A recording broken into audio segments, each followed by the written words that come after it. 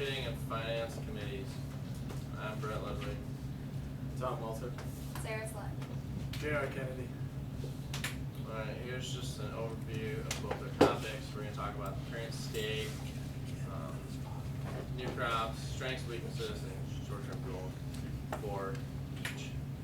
Current state for marketing is that we have approximately 7,000 bushels of corn in storage out there. We went out there and looked, and that's about what we figured out, but we don't know exactly for sure the exact number, so we need to get doing that. It's kind of a short-term goal for real quick, because the two contracts, we have 10,000 bushels, two different 5,000 bushel contracts sell to be filled this month. So we need to get doing that real quick so we can go talk to them and see, you know, what we exactly should do, but we don't really want to do that until we actually know the amount. So that was a problem that was given to us by last semester, or spring, whatever. We have marketed new crop, and I guess you could say it's kind of a long-term goal because it's happened over the semesters, or classes. We have 15,000 bushel contract for October, 5,000 for November, 5,000 for March. And those three are for corn, and then a 3,000 bushel contract for soybeans.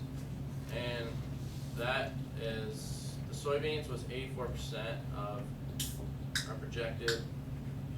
We took 118 acres at 30 bushels an acre, and then we took that 3,000 is 84% of that. So we really can't do much more with soybeans. But for the corn, we have approximately 40%.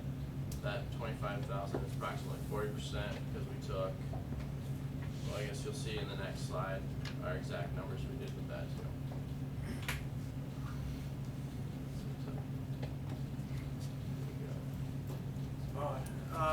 Strengths we have is we can sell up to 80% of our bushels. We have adequate storage facilities out here, can hold quite a bit. I receive daily market reports on my phone from U.S. Commodities and R.J. O'Brien, letting me know what's going on in the morning, what should be going on throughout the day, and then at the end of the day, they send me another report of what happened, why it happened, and what they expect to keep going on, and what's going on in the markets and whatnot. Weaknesses, as we talked about earlier, we're over marketed approximately 3,000 bushels.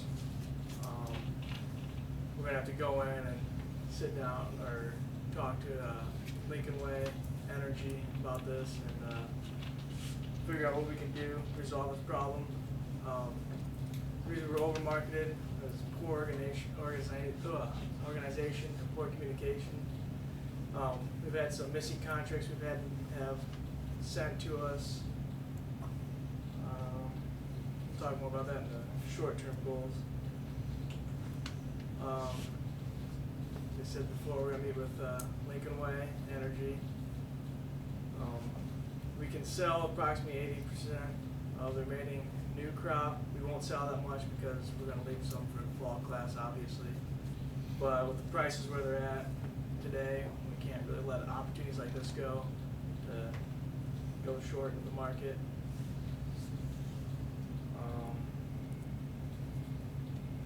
Let's see. We want to work on making things more organized. We can get another box for marketing, like our finance, so that we can keep track of all the contracts and keep up on our position, where we're at, sold, what we have on the farm.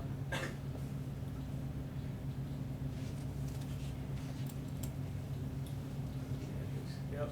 Any questions? That's the end of marketing.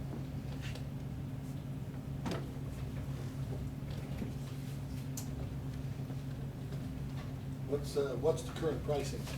Where are we staying currently? I know it's gone down the last couple of days. Where are we at?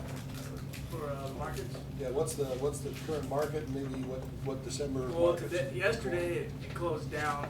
On the hold, it was down about 11 or so, about 5 or so. Today it came back, rallied back today.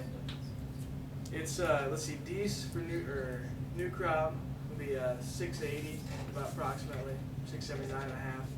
March is 691, and May would be 696.5, and July is 704.5.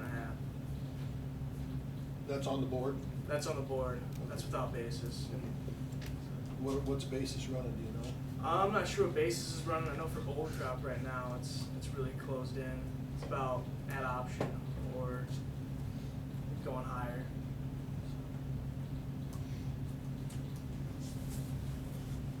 Where'd you come up with the expected yield numbers that you used for the marketing? We talked to Greg and we just got like a low number, and it's 130 for corn and then 30 for beans, and then we just took that times the acres, and then we figured we could sell about 80% of that just to stay on like the safe side. So realistically, we should have a lot more than this to sell in the fall, hopefully.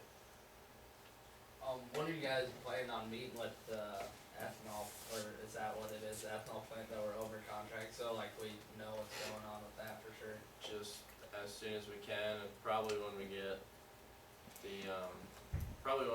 that corn gone, so we know how much we have, so we can talk to them. We've been doing a lot with finance actually, so like, it's kind of been a bad excuse, but.